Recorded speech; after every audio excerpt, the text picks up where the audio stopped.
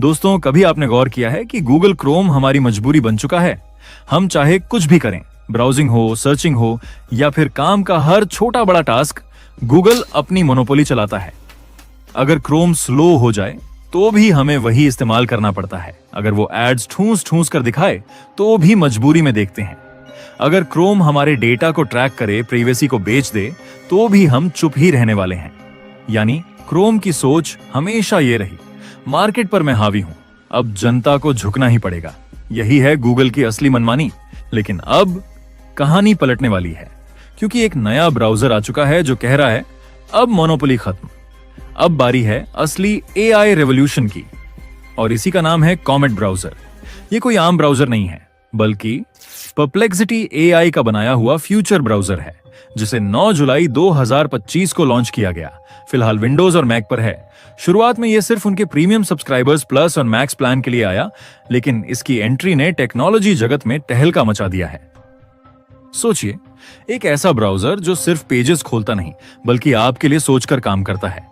यानी क्रोम की 15 साल की बादशाहत अब डगमगाने लगी है। दोस्तों, अब सवाल ये उठता है कि आखिर इस कॉमेट ब्राउजर में ऐसा क्या है जो क्रोम की बादशाहत को चुनौती दे रहा है। तो आइए जानते हैं इसकी असली ताकत। पहली बात, ये सिर्फ ब्राउजर नहीं बल्कि एआई पावर्ड असिस्टेंट है। जी हाँ, कॉमेट ब्राउजर कोई साधारण ब्राउजर नहीं है, ये तो एआई पावर्ड पर्सनल असिस्टेंट है। सोचिए, आप किसी वेब पेज पर हैं और आपको लंबा कंटेंट पढ़ने का समय नहीं है, तो कोमेट अपने एआई साइडबार असिस्टेंट से उसी पेज को समराइज करके तुरंत आपके सामने रख देगा। सिर्फ यही नहीं, प्रोडक्ट ऑर्डर कर दो तो ये आपके लिए उसी समय ऑर्डर भी कर सकता है। यानी काम करना अब उतना ही आसान जितना कि सोचना। इसके अलावा कॉमेट ब्राउजर की सबसे बड़ी ताकत है इसका agentic task automation. CEO Arvind Srinivas, जो कि भारत के ही हैं, उन्होंने साफ कहा है कॉमेट ब्राउजर रिक्रूटर्स और एडमिन असिस्टेंट्स का काम रिप्लेस कर सकता है। अब सोचिए, जीमेल में आपके ईमेल पढ़ना और जवाब देना, गूगल कैलेंडर में मीटिंग शेड्यूल करना, लिंक्डइन पर किसी कैंडिडेट से कनेक्ट करना, ये सब अब आपको मैनुअली नहीं करना होगा। बस एक सिंपल प्रॉम्प्ट दीजिए, कॉमेट खुद ये सब कर देगा, जैसे कोई असली पर्सनल असिस्टेंट आपके लिए 24 घंटे 7 दिन काम कर रहा हो। और तीसरी सबसे बड़ी बात, कॉमेट का डिफॉल्ट सर्च इंजन है परप्लेक्सिटी एआई।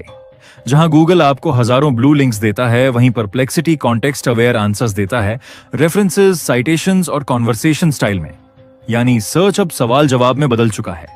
एग्जाम्पल के तौर पर अगर आप पूछते हैं भारत का सबसे तेजी से बढ़ता एक्सपोर्ट सेक्टर कौन सा है, तो गूगल आपको लिंक्स देगा, लेकिन कॉमेट आपको एक समराइज्ड, साइटेड और अपडेटेड जवाब देगा, वो भी कॉन्वर्सेशनल टोन में।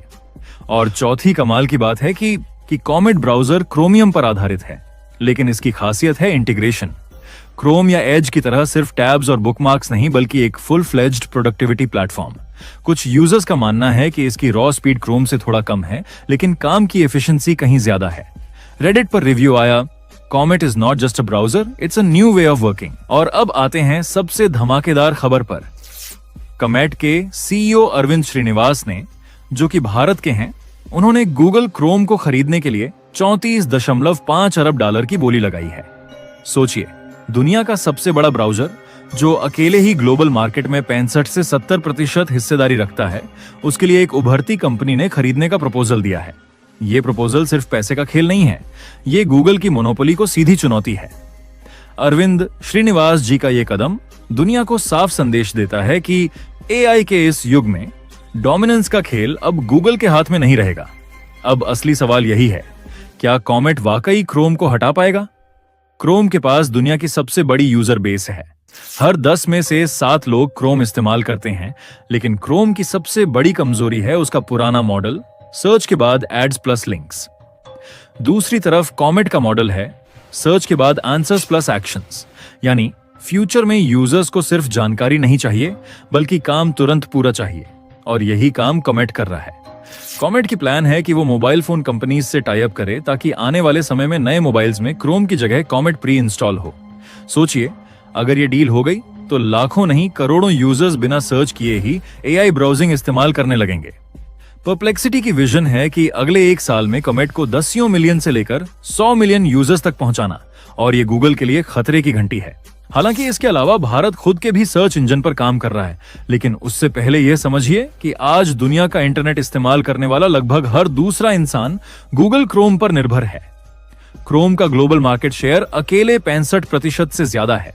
यानी आप ब्राउजर खोलते हो, सर्च करते हो, डेटा डालते हो और वो सब सीधा एक अमेरिकी कंपनी के पास चला जाता है। भारत जैसे देश जहां 82 करोड़ से ज्यादा लोग इंटरनेट का इस्तेमाल करते हैं, वहां यह मोनोपोली और भी खतरनाक है, क्योंकि इसका मतलब यह है कि भारत का डिजिटल डेटा, सर्च पैटर्न, यहां तक कि यूजर बिहेवियर, सबका कंट्रोल किसी और के पास है। 2018 से लेकर 2024 तक भारत ने कई बार चिंता जताई कि बिग टेक कंपनियां गूगल, मेटा, अमेजॉन अपने एल्गोरिदम और डेटा के जरिए भारत की इकोनॉमी और डेमोक्रेसी तक को प्रभावित कर सकती हैं। याद है व्हाट्सएप, फेसबुक डेटा लीक का मुद्दा, एंड्रॉइड की मोनोपोली पर CCI का जुर्माना, या फिर यूट्यूब एल्गोरिदम बायस, ये सब उसी डिपेंडेंसी के उदाहरण हैं। आज अगर गूगल चाहे तो किसी भी इंडियन ऐप की विजिबिलिटी कम कर सकता है, किसी लोकल वेबसाइट की रैंकिंग गिरा सकता है और हमारे करोड़ों यूजर्स को वेस्टर्न बायस वाले कंटेंट तक धकेल सकता है। ये सिर्फ टेक का इशू नहीं है, ये राष्ट्रीय सुरक्षा का सवाल है। भारत ने मोनोपोली तोड़ने की कोशिश पहले भी की थी। 2020 में क्विलियन ब्राउजर लाया गया था, लेकिन इकोसिस्टम, फंडिंग और सरकारी पुश की कमी से वो टिक नहीं पाया। 2023 में IIT और प्राइवेट डेवलपर्स ने कई छोटे अटेम्प्ट्स किए, लेकिन गूगल की डोमिनेंस के आगे वो सब बहुत छोटे साबित हुए। लेकिन 2025 में जो अपडेट आया, उसने पहली बार गेम बदलने के संकेत दिए। जहां नया update India's indigenous browser plan सामने आया है। 2025 की शुरुआत में ministry of electronics and IT ने घोषणा की कि भारत एक स्वदेशी web browser, Indian web browser project पर काम कर रहा है। इसका कोड नेम फिलहाल कमेट ब्राउजर से ही जोड़ा गया है, यानी आगे ही हो सकता है कि जो ब्राउजर आया है, इसी ब्राउजर से भारत अपना जुड़ाव कर ले। क्योंकि ये बात सार्वजनिक रूप से नहीं बताई गई है, लेकिन परप्लेक्सिटी AI जिसने इस ब्राउजर को बनाया है, उसके साथ भारतीय एयरटेल की भी काफी बड़ी साझेदारी है। फिलहाल अगर आप लोग विंडो या फिर मैकबुक का इस्तेमाल करते हैं तो अभी भी इस ब्राउजर का उपयोग कर सकते हैं। हालांकि कुछ दिनों में जल्द ही मोबाइल फोन के लिए भी यह ब्राउजर लॉन्च हो जाएगा। बाकी आप लोग बधाई दें इस ब्राउजर की जीत के लिए, ताकि जल्द से जल्द मोबाइल के लिए भी आए। और अगर आपको यह जानकारी उपयोगी लगी तो इस वीडियो को लाइक करके अपने दोस्तों तक जरूर शेयर करें। इसी तरह